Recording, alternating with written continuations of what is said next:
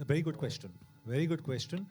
This question I have also asked Sanjay Marudar, who's our distributor, Jayanti Bhai, and till half an hour before we came into the press conference, I asked him, Sanjay Bhai, हमारे कितने screens है? Rakul asked him. Rakul said, कितने screens है Sanjay Bhai? So we've been promised a certain number of screens. So we've been assured by our partners that we will get good screening. I have a lot of respect for Rajamouli sir and his kind of cinema. But we also have a lot of respect for what we have done. So we are definitely not number two to anyone. You know? मैं और John ji And I think we are number one on our week. मैं और बोलना चाहूँगा आपके लिए आपके सवाल का हर फिल्म की अपनी किस्मत होती है और एक दिन पे भी 2 फिल्में रिलीज़ हुई है और दोनों हिट हुई है ऐसे बहुत सारे एग्जांपल्स हैं और अगर अब बाहुबली भी आप देखें तो फर्स्ट पार्ट 100 की थी सेकंड पार्ट 500 की थी तो हमारी ये फिल्म भी ऐसी ही है कि बहुत नंबर बॉक्स ऑफिस आएगा इसका I stopped looking actors as South or North or Hindi or Tamil or Kannada. I stopped looking at stars like that. Even before that, I stopped looking at the audiences like Hindi, Tamil, Bengali, Malayalam or like that. I just look at them as Indian audience. That's I've been doing for a long time. And once I write down the script, I look at, okay, which actor has the capability or which actor will look best in this part for this character. If he's a Malayali, he's a Malayali. If he's a Bengali, he's a Bengali. If he's a Marathi, he's a Marathi. I just approach the actor and say, see, this is the script that I have. This is the role that I have. Would you be interested? Right? Of course, I can't deny the fact Bahubali behind me will help a lot. I can't deny the fact, but I don't go with the visiting art of Bahubali. I go with the visiting art of my script and my characterizations, and that's what helped me so long. This film was supposed to release earlier, and I want to know, were you anxious when the film was not releasing on time and there was pandemic and the world was disrupted due to pandemic? So were you anxious about it? Ki when is it going to release? Because this is such a big budget film. And also the seating arrangements have not changed. Like it's still 50% people only can watch the film in any screen. So do you think it is going to affect your film that way?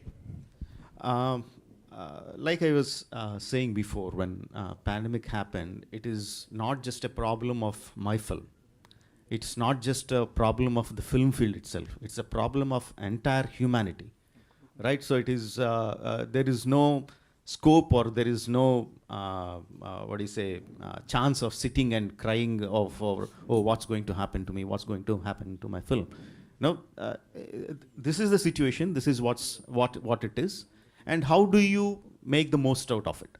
No, that's how we started working. That's what Ajay sir was saying just before. That's the situation. That's what we have in front of us. And how do we overcome those obstacles? How do we make the most of it? How do we make it exciting for the people to come and watch it again and again? All right. So you have to make your film much better. If you had a film in your hand which made people come and watch once, now make it more exciting so the people will come and watch it twice, so that you get your money back. So that's the only thing that we can do. Make your product better and better, and from PVR side, make the experience better and better. That's what it is. That's how I look at it. Yeah అంటే బాహుబలితో మొత్తం pan India మొత్తం మీ పేరు మారుమోగిపోయింది. మీ market కానీ మొత్తం ఒక తెలుగు సినిమాని అంతర్జాతీయ స్థాయికి తీసుకెళ్లారు. సో ఆ సినిమా తర్వాత మళ్ళీ తెలుగు హీరోలతోనే చేయడానికి రీజన్ ఏంటి? అంటే యూ కెన్ డూ, మీకు చాలా ఆఫర్స్ వచ్చి ఉంటాయి, మళ్ళీ తెలుగు హీరోలతోనే చేయడానికి పర్టికులర్ రీజన్ ఏంటి? అంటే మీరు అడిగిన ప్రశ్నలోనే 2-3 ఉన్నాయండి.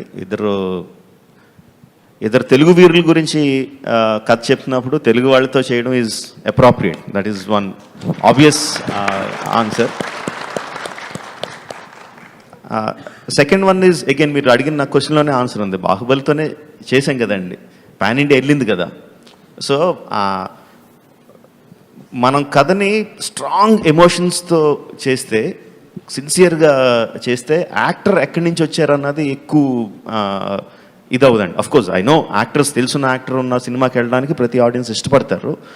But if you have such a story wear the audience can associate themselves.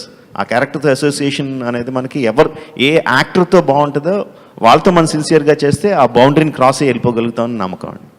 Sir Rajamouli ఈ నెలలో ఇప్పుడు రామ్ చరణ్ గారి బర్త్డే ఉంది, మళ్ళీ మేలో తారక్ గారి బర్త్డే ఉంది. మేమైనా ఎక్స్పెక్ట్ చేయవచ్చా మళ్ళీ ఫస్ట్ లుక్స్ లాంటి టీజర్ లాంటి? లేదండి, అంటే వీఆర్ సినిమా రిలీజ్ దాని గారు చెప్పినట్టు జూలై 30th, 2020. ఇప్పుడు రిలీజ్ చేయడం విల్ బి టూ ఎర్లీ. ఎందుకంటే జూలై 30కి అక్కడో మార్చి ఉంది, అక్కడో మే ఉందండి. ఇప్పుడు లైక్ ఓవర్సీస్లో నేను అక్కడ విన్నాను, ప్రతి ఒక్క స్టేట్ దగ్గర నుంచి ఇంకొక స్టేట్ వాళ్ళు ఎప్పుడెప్పుడు వాళ్ళు ఇంకా బాగా ఇన్నోవేటివ్ తరహాలో దీన్ని ప్రమోట్ చేయడం కూడా జరుగుతుంది. దాని మీద మీరేమంటారు? ఫ్లైట్స్ మీద వేయడం RRR అని చెప్పి అక్కడ కొన్ని సెంటర్స్లో జరిగింది. అంటే ఆడియన్స్ తాలూకు ఎక్సైట్మెంట్ రకరకాలుగా చూపిస్తూ ఉంటారు. చూసినప్పుడల్లా మాకు కూడా అంత విపరీతమైన ఎక్సైట్మెంట్ వస్తూ ఉంటుంది. ఎప్పుడు నేను మీరు చూసారా ఎప్పుడైనా ఫారిన్ కంట్రీలో మన తెలుగు సినిమా, మీ సినిమా కానీ లేకపోతే ఫారిన్ కంట్రీలో తెలుగు సినిమా కానీ వేరే తెలుగు సినిమా నేను ఎప్పుడు చూడలేదు. అంటే మీరు ఫారెన్ దగ్గర వెళ్ళారు, కనీసం మీరు వెళ్ళి థియేటర్లో సినిమాలు చూస్తారు. ఇక్కడ మాకు అది కూడా దిక్కులేదు. ఇంకా అబ్రాడ్లో అయితే ఇంకా ఎప్పుడూ లేదు. అంటే అసలు తెలుగు సినిమా నాకు తెలిసి టర్మినేటర్ మొన్న వచ్చిన టర్మినేటర్ అప్పుడు హాంకాంగ్లో ఎక్కడ ఉంటే అక్కడ చూశాను అంతేగాని మన తెలుగు సినిమా అసలు ఎప్పుడు చూసిందే లేదు. అసలు అది ఎలా ఉంటుందో నాకు చూడాలని. నాకు ఒక మంచి ఎక్స్పీరియన్స్ ఏంటంటే చిన్నప్పుడు సినిమా హాల్ ముందు క్యూలు కట్టి ఉంటాం కదా, ఆ క్యూల్లో ఆడవాళ్ళు లేట్గా వస్తారు. వచ్చి ఆ లైన్లో కొంచెం ముందుకెళ్ళి ఎవరో ఒకళ్ళ దగ్గరికి వెళ్ళి మాకు 2 టికెట్లు తీసి పెడతారా అంటే అమ్మాయిని ఎవరు కాదంటారు, ఇమీడియట్గా ఓకే అని చెప్పి తీస్తారు. ఆడవాళ్ళు క్యూలో పెద్ద నుంచారు, మగవాళ్ళే నుంచి ఉంటారు క్యూలో. మా కజిన్ ఒక అమ్మాయి బాహుబలి రిలీజ్ అయినప్పుడు ఇక్కడ ప్రసాద్స్ ముందు క్యూస్ గుర్తున్నాయా? ప్రసాద్ థియేటర్ ముందు ఇలా కిలోమీటర్ వరకు అలాగ రోడ్డు మీదకి క్యూస్ వచ్చేసినాయి. అలాగే అక్కడ ఉండిందంట, అంత పెద్ద క్యూ ఉండి అమ్మ చాలామంది ఉంది, అది మనకి ఇండియాలో అలవాటు కదా అని చెప్పి ఎవరో ఒక అబ్బాయి దగ్గరికి వెళ్ళి వెళ్తున్నాయి. ఎక్స్క్యూజ్ మీ అందంట, వెళ్ళి లైన్లో నుంచో అన్నాడు. అక్కడ ఒకటే టికెట్ ఇస్తున్నాడు, ఇక్కడ ఏది లైన్లో నుంచో అన్నాడు. అంటే మన తెలుగు సినిమా అమెరికాలోనో లేకపోతే దుబాయ్లోనో ఆస్ట్రేలియాలోనో ఇంగ్లాండ్లో ఎక్కడైనా సరే మన తెలుగు సినిమా అక్కడ ఆ ఎక్సైట్మెంటు అది అక్కడ చూడాలని మాత్రం నాకు చాలా ఉంది. అంటే అంటే కొన్ని అన్నీ వెంటనే ఏదో వీడియోలో చూడటం, ఇక్కడ ఉండే హంగామా అక్కడ యాస్టెస్ గానే ఉంది, ఏమీ తగ్గట్లేదు. అదే కదా, ఏ మాత్రం లైక్ అక్కడ కూడా full promotions and different kind of promotions కూడా అక్కడ చేయడం జరుగుతుంది. బట్ ఇట్స్ వెరీ ఎక్సైటింగ్ అండి. అంటే ఒక సినిమాని నిజంగా అందరూ ఓన్ చేసుకొని ఎప్పుడైతే సినిమాని పబ్లిసైజ్ చేయడం డెఫినెట్గా ఇట్స్ ప్రొడ్యూసర్ పని, రైట్. బట్ సగం బర్డన్ వాళ్ళు కూడా తీసేసుకొని when they finally promoting RRR, correct, సినిమాని ప్రమోట్ చేస్తున్నారు, which is such a great thing. అంటే ఆడియన్సెస్ ఎప్పుడైతే ఓన్ చేసేసుకున్నారు అనే అర్థం అది.